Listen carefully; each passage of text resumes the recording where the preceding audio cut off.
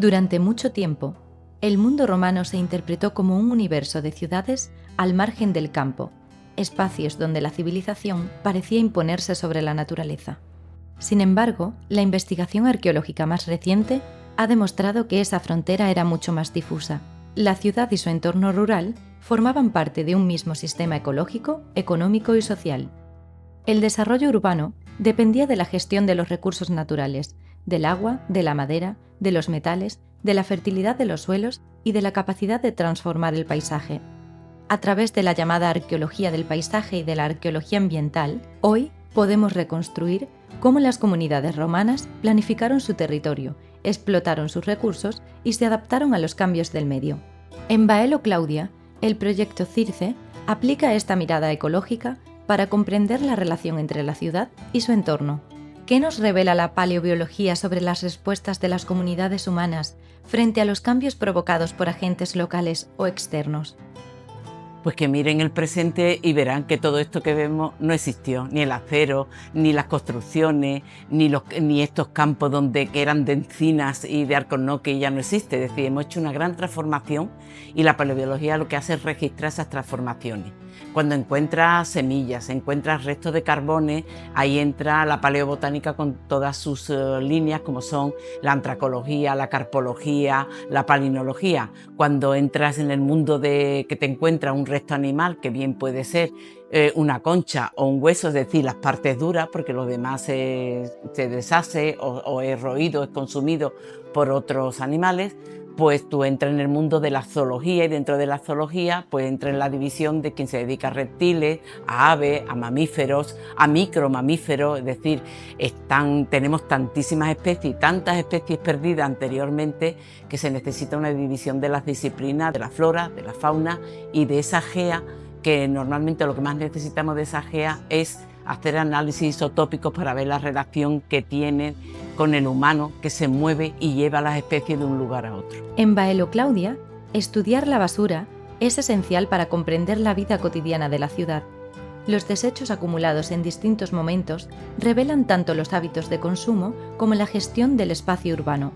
Entre esos restos no solo aparecen los residuos generados por la actividad humana, sino también las huellas de la vida natural que interactuaba con ellos, carroñeros, roedores, insectos o moluscos que se alimentaban o habitaban en los vertederos. De este modo, junto a la fauna consumida por las personas, encontramos la que convivía con los restos del consumo, o la que nos sirve de indicador ecológico, sensible a la temperatura del agua del mar, las oscilaciones climáticas o la presión demográfica. A esta misma línea de investigación también contribuye el estudio de las especies vegetales. Aunque el mundo romano contaba con un sistema estructurado de evacuación y reciclaje, en ocasiones los espacios abandonados o en desuso se convertían en vertederos intramuros, de forma muy similar a lo que aún sucede hoy en zonas urbanas degradadas o solares sin uso. Los temas que nos están interesando más con Roma es que están trayendo las ostras, puesto que antes no estamos encontrando casi nada de este producto del mar. Nos está interesando el tema de las mulas porque está demostrado que es el animal que con menos calorías aporta mucho más beneficio en la agricultura, como animal de carga, de arado y demás. Y nos importa el discernir entre los caprinos si tenemos ovejas y cabras, porque eso está hablando de un tipo de ecosistema. La cabra resiste mucho más en condiciones más malas, más pésimas, y sin embargo la oveja es mucho más selecta. Entonces estamos viendo si es una población en la que está pasando por crisis de ambiente y que tiene que someterse a una adaptación de su propio ganado.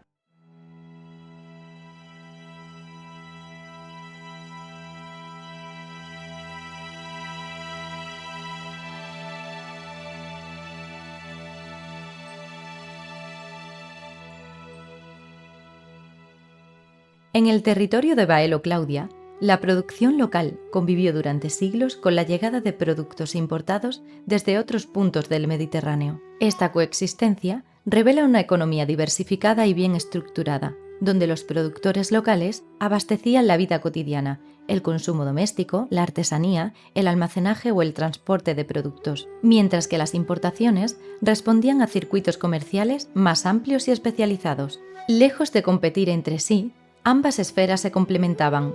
Así, por ejemplo, la cerámica local garantizaba la autosuficiencia de la comunidad, mientras que las piezas foráneas conectaban el territorio con los grandes centros económicos del imperio.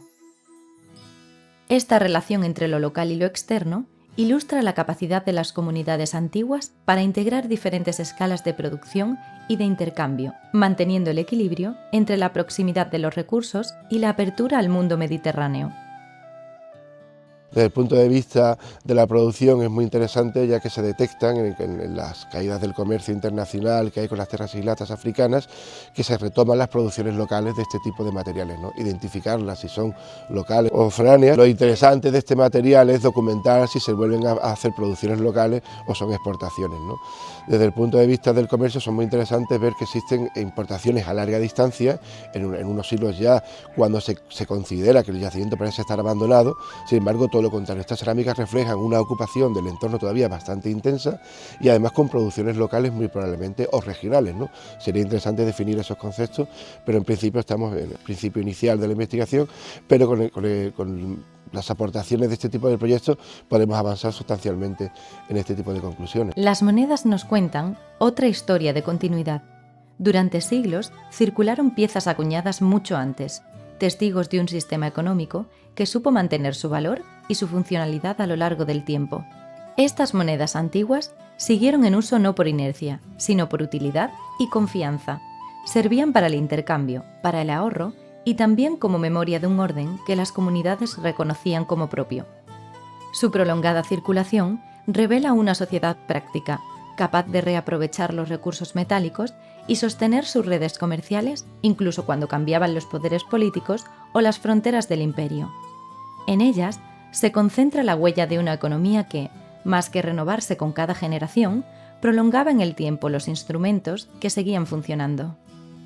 La moneda, como se utiliza de manera cotidiana, la gente, cuando hay una dificultad, por ejemplo, del Estado, que no puede abastecer suficientemente dinero para todos, la gente funciona casi como autónoma, es decir, que fabrican. La sociedad, de manera local, regional, se puede fabricar monedas si el Estado no juega su papel. Un ejemplo muy sencillo. Hay una época que es el siglo III, que vemos aquí en Velo Claudia.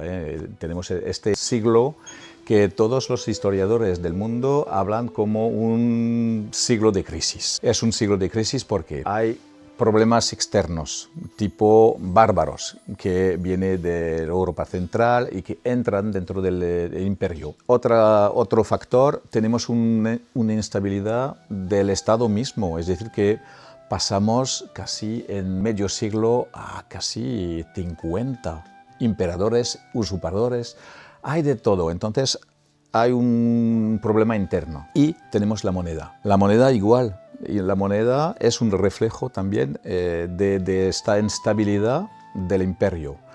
Pero se nota que la moneda, por ejemplo, una moneda de plata, en esta época hay un poquito de plata, una película de plata sobre una alma de cobre.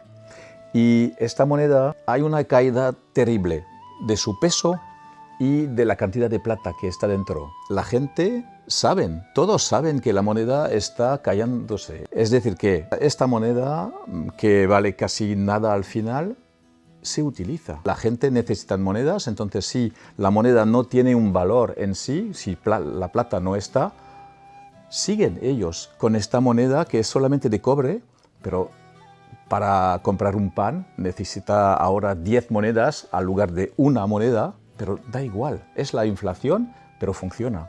La economía sigue. Lo que no sigue es la confianza en el Estado. Entonces, si no hay confianza, la gente, las poblaciones crean la confianza entre sí mismos. Es decir, que se reduce el espacio, no es un espacio imperial, se reduce el espacio y se construye un sistema un poquito más local y se acepta la moneda para seguir viviendo.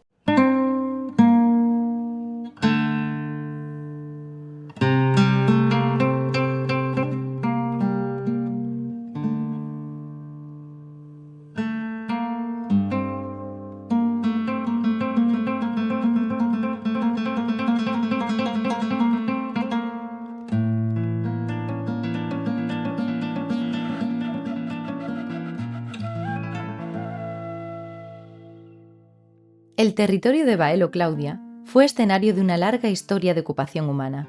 Durante muchos siglos, la comunidad de personas, con singulares matices en su cultura, sus costumbres o su forma de entender el mundo, habitaron, explotaron y transformaron este mismo paisaje. En un primer momento, a comienzos del primer milenio antes de la era, la población se estableció en la Silla del Papa, un oppidum prerromano en altura que dominaba la sierra y los recursos del entorno. Con el establecimiento del orden romano en la península, la comunidad, en condiciones más favorables, se desplazó al llano donde surgió la ciudad de Baelo Claudia, un espacio abierto al mar, vinculado al comercio, a la producción y a las redes del imperio. Siglos más tarde, cuando los equilibrios políticos y sociales cambiaron de nuevo, la ocupación del territorio volvió a modificarse, y el Cerro de la Silla del Papa recuperó su protagonismo con la construcción de una ermita visigoda, símbolo de nuevas formas de habitar y de creer. Estas transformaciones no fueron el resultado de un único proceso, sino de la acción acumulada de sucesivas generaciones que reconfiguraron continuamente su entorno. Tuvieron que adoptar soluciones resilientes ante los retos cotidianos, en ocasiones incluso traumáticos. Respondieron así a los cambios del poder, del clima o de las relaciones económicas, modificando el paisaje a su medida, reorganizando los cultivos, aprovechando los recursos forestales, diversificando las actividades productivas y redefiniendo el papel de la ciudad dentro de su territorio. La historia de Baelo y su entorno no es, por tanto, la de una comunidad estática, sino la de una sociedad plural y diversa, que fue mutando con el tiempo, ajustando sus modos de vida y sus prácticas culturales a las condiciones de cada momento. En ese diálogo continuo entre el ser humano y la naturaleza, entre lo urbano y lo rural, el territorio se convirtió en un verdadero testigo arqueológico de la transformación social. Y es esa huella, grabada en la tierra, la que hoy nos permite comprender cómo distintas culturas, a lo largo de los siglos, hicieron suyo un mismo espacio y lo modelaron para poder vivir en él de forma exitosa.